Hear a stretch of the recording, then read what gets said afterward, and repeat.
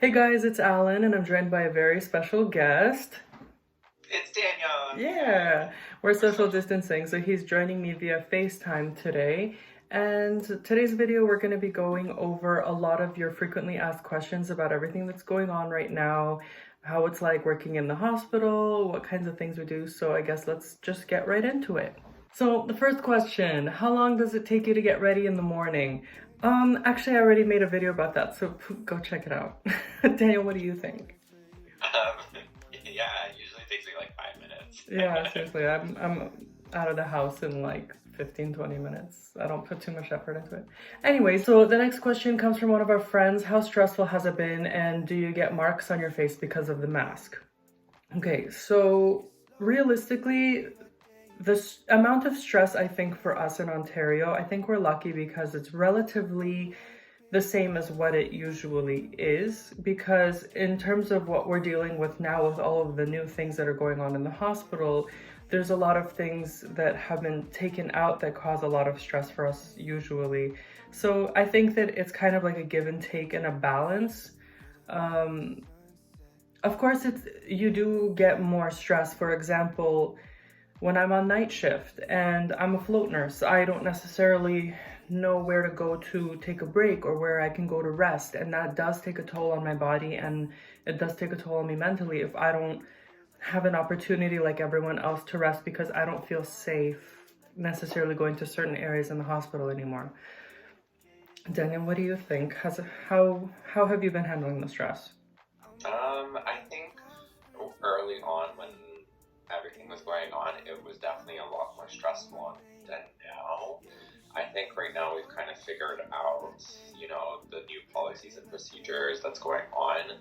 Early on, it would be like every day would be something new, and we wouldn't be able That's true. to know how to handle it. Like we wouldn't even know if a certain type of situation, like an emergency, would happen. How would like our leaders be able to do things? Could we trust them? Did they know all of the policies? So it was kind of like trying to wrap everyone's brain around that. But now I think it's calmed down a little bit more so in the hospitals. Definitely in other places like long-term care homes, it's a lot more stressful. But right now in the hospitals, for what we as hospital nurses are dealing with, I think we've kind of been handling it well. Mm, yeah. And in terms of if we get marks on our face because of the masks, I think more than anything, it's not so the marks on our face because we're not wearing those really, really tight custom fit N95 masks all shift long. They're only for specific procedures, which actually we'll get into later. But it's more so behind your ears. It really, really hurts. And we've been kind of trying to get crafty with ways to deal with that, including the headbands with the buttons sewed onto it, which does help a little bit, and that cool plastic clip that goes behind your head. I have some I can show you later. But those have been helpful. So not necessarily on our face, but on our ears. I'm sure Daniel can tell you a lot about that. Yeah. So what are some myths that you are able to debunk? Daniel, what do you think? I think like the biggest myth that is going around right now is injecting yourself with any sort of disinfectant, any sort of, Lysol. Definitely don't do that. Don't do that. Uh, that's not safe. I think anyone with a brain should know that. Other myths, like going to the superstore or any grocery store with gloves on, really, like gloves, you might feel protected, but because you're touching everything and you might be touching your face and your jacket and everything at the same time, your phone, you're actually spreading it. Yeah. It's a lot more safer to just use, hand sanitizer or wash your hands in between everything that you touch. Yeah. There's a huge risk of cross-contamination. And I'm personally like, by all means, wear gloves to the store if that makes you feel safer and whatever. It's so important to know how to wear them properly, because if you don't wear them properly, there's this false perception of safety that is actually going to encourage more dangerous behaviors that perpetuate cross-contamination. And it's actually just going to make you a higher risk in the long term. I do have one myth as well. A lot of people think that wearing a face mask actually protects them, but more so it protects other people. Because if someone sneezes on you, things can still get through the face mask. But when you sneeze out, your droplets aren't going to get on anyone else. So it's more so if you are sick, then you are the one protecting others. Yeah. And the surgical masks and all of the homemade masks and everything, they do offer very mild protection for yourself from other people, which is why we wear them in the hospital the entire shift. They are intended to protect others, but also they do offer a minimal amount of protection. It's just kind of just trying to keep your bases covered. In terms of the other myths like 5G towers and like being scientifically engineered and the economic and political things that are going on, I don't want to get into them. You know, I can't comment on those things. Obviously, as a healthcare professional, you kind of understand and you can infer where I stand on those issues and how I feel about them, but I'm not going to get into them in detail. So the next question is, what do you do to center yourself or prepare before starting a shift? Daniel, do you want to start with this one?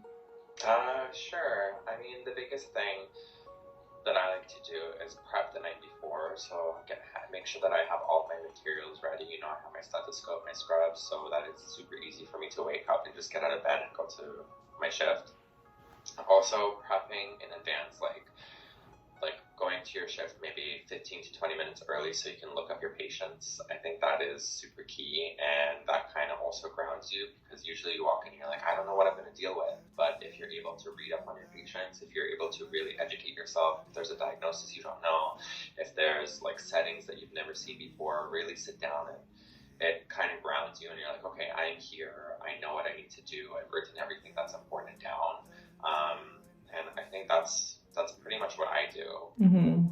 Yeah, I can kind of say the same thing. Just like the little thing that I do in the morning on my way to work, I'll stop by like somewhere, get a coffee and a muffin, just like sit in my car for a couple minutes, listen to the radio, have a coffee, just to like literally ground myself and center myself, and you know, that's pretty much it. Yeah. It's been like, I can actually say that because I'm a float nurse, I've been working specifically on the floor with all the patients, and it's less stressful working knowing that people are infected, other than working in the emergency room, wondering and swabbing people, thinking maybe they are, maybe they aren't. We don't know that yet. But at least working on the floor where everything is confirmed, then at least I know, and then I can take the proper precautions to keep myself safe. Yeah. So this is a two-part question. The States are seeing things really badly right now. How different is it for us here, specifically in terms of how safe you feel working in Canadian hospitals? So kind of touched on this a couple times throughout other questions, but you know, as Daniel mentioned earlier, this is such a new situation that we're encountering and we're dealing with, that we're just doing the best that we can with the theoretical knowledge that we're putting in place. And do I feel 100% safe working? No. But do I feel safe enough that I can go in and complete my job and take care of my patients the best that I can while also protecting myself? I think that I'm able to do that. It's been a couple months now, and I think that we've put policies in place to try to keep everyone protected as much as we can. And anytime we know any new information, we have to be open to that information and see if we can implement things. And we have been dynamically adjusting our policies and procedures as new information comes around. I don't know, Daniel, what do you think? How, in terms of like comparing us to the States, what do you think?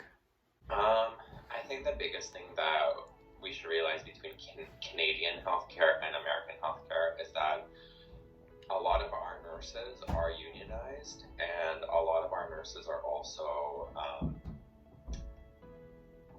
we have a lot more materials than Americans. So, for example, PPE.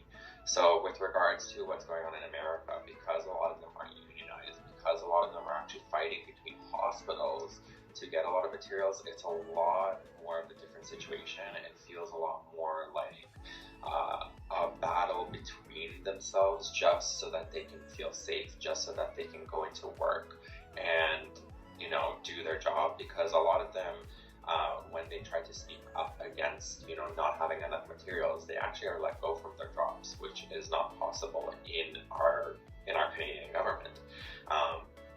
So I think that is also another key difference with regards to going into work. A lot of nurses are feeling, scared because their jobs are more so on the line than any other jobs. Here, I feel like, my job is secure. I can actually speak up for myself. I can actually go and speak to my manager and we can have a really good conversation. And a lot of our nurses are, speaking with the government as well about what's going on. So I think it's a very different situation, and I think we're handling it to the best that we can right now. Yeah, we've really been advocating and pushing a lot. Again, the same way with us being able to debunk myths, because I have no experience working as a nurse in the States, I can't really directly compare the two because I don't have both of those experiences. We're just kind of speaking off of what we're seeing and hearing. But if you are a nurse who works in the States and you want to chime in and add your 2 cents, by all means leave a comment. We would love to hear from you and see what it's like. Okay, so the next question, what precautions is your site using for infected patients? So as of right now, it really depends on the patient and patient presentation. So generally speaking, the patients are put on droplet contact. So what that entails is wearing your procedure mask, wearing a face shield, wearing your gown, and wearing your gloves. If the patients are cohorted, which means that they both have the same pathogen and they're placed in a ward room together, then we can keep our face shield, mask, and gown, and we are required to change our gloves. When we are going in between rooms, then we have to don and doff PPE entirely. For other patients, for example, when I worked in the ICU, there are patients who are on a tracheostomy and they require frequent suctioning. Suctioning is an aerosolizing procedure, in which case we need to put them on airborne precautions. When possible, we use a negative pressure room. It's not always possible because, supplies are limited. When they're on a ventilator, they need to be on airborne precautions as well. So the ICU is seeing a lot more airborne, and the floors are seeing a lot more droplet contact from my experience. Every code blue is a protected code blue now. So just to reduce the risk of possible transmission of someone who we don't know for sure what their status is, we call a protected code blue for every medical emergency. What that entails is, again, donning and doffing PPE 100% before performing any medical procedure, because chest compressions are an aerosolizing procedure and it is very easy to infect everyone in that room within minutes. I don't know, Daniel, I know you work at multiple sites. Would you say that there's any difference in your experience? No, I think it's pretty much the same at the sites that I work at. Yeah, I think it's provincially standardized. It might be different for other people, but again, we're following the procedures that are in place for our province and our facilities. So next question, how are nurses and doctors taking care of themselves mentally and physically? This is a good question. And honestly, it's not even so much what we, the doctors and nurses, are doing to take care of ourselves, but I also want to give a shout out to the community and everything that they've been doing to make sure that we are in good spirits, to make sure that we are taking our breaks, that we are fed. They make parades for us. It is so touching and heartwarming, and that really does kind of spiritually lift you up. So thank you to all the community members who have put in their time and effort to help us. We are frontline workers, but in terms of the front line in this situation right now, the community, everyone out there is the front line. We are the back line, you and all the social distancing and everything that everyone's practicing, that is the front line. And thank you for everything you guys are doing, because that's amazing. I agree, the community is doing such a great job, but I also want to commend institutions that are trying to put in wellness programs that, there used to be Zumba and yoga at our hospitals for nurses and other healthcare workers, and since those are canceled, everything has kind of been pushed on to online. And I just want to give a shout out to them and how they've adjusted to kind of meet our needs, and also have provided us with therapy sessions So I think that has kind of contributed to, you know, creating a better mental health environment, especially during these times. Yeah, I know that there are some mental health professionals who are offering a certain amount of free counseling to frontline workers and essential workers, and I think that that's amazing because we really take it for granted. Because even in Canada, mental health is not covered by health insurance. So a lot of people don't seek the help that they need because they can't afford it. Okay, so the next question is, are you noticing any change in the number of cases coming in, increasing or decreasing? Personally, I think that up to this point, it has remained relatively stable. I wouldn't say that the cases coming in are increasing exponentially. However, we have been experiencing a steady amount of people coming in. So, but on that note, we also have been experiencing a steady number of people who have been leaving. So it's not all bad. Daniel, what do you think? I think because our hospital is more in the community setting, we haven't seen really a dramatic increase or decrease in patients. It has remained steady, as Alan has said. However, the downtown core where we do live, there is definitely a lot more heavier cases and a lot more of a heavier caseload, definitely with a little bit more of a steady increase. And then especially in long-term care homes, there has been so many outbreaks and unfortunately a lot of deaths as well. That I think is where our government has kind of failed to, you know, predict what would happen there. And so that's where everyone is kind of gearing up their resources. Some nurses are even being deployed into long-term care homes to take care of all of these patients because there's just so many patients that have gotten sick. Okay, so I think that that covers pretty much most of the frequently asked questions. If you have any further questions, feel free to leave a comment down below. We'll be happy to get back to you and tell you about our experience and everything that we know. We're here to help as much as we can. So thanks for tuning in. We'll see you guys next time, and this is Enflex logging off.